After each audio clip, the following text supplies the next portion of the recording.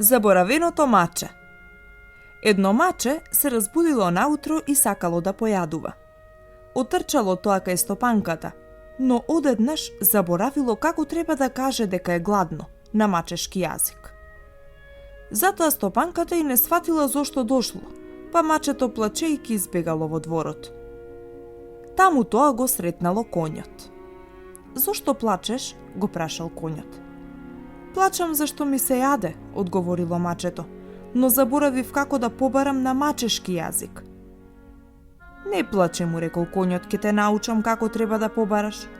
Ке речеш и, па веднаш ке ти дадат да јадеш." "Што ти е тебе, мачките не рикаат," заплакало уште погласно мачето и продолжило понатаму. На ливадата тоа ја сретнало црната крава.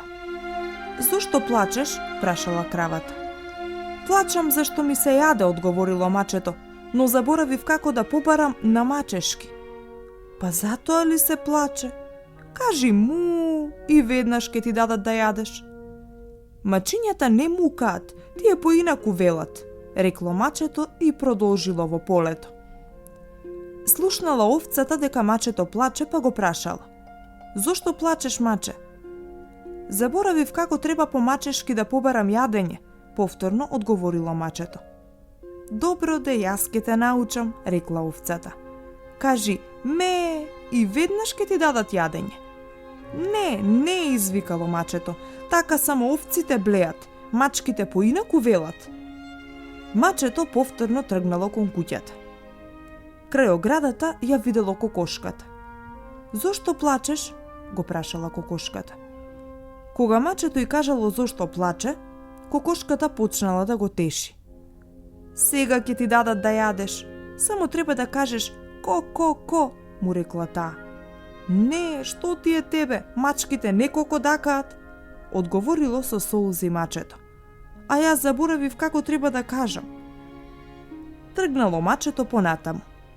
Тука се нашло црното маче и му рекло: "Јас ќе ти кажам како гладните мачки бараат јадење. Оди во кујната, стопанката токму сега го прецедува млекото. Па кажи мјау." "Да, тоа е тоа," се израдувало мачето. "Така и само така се бара јадење." Мачето отрчало во кујната и тажно почнало да бара: "Мјау, мјау." Девојчето сватило дека мачето е прегладнето. "Кутро, маченце, зошто цел ден молчиш и не кажуваш дека си гладно?" Малечката стопанка му налеала млеко на мачето. Мачето пак на брзина го испило и повеќе никогаш не заборавило како треба да каже кога е гладно. "Мјау," вели тоа, "мјау."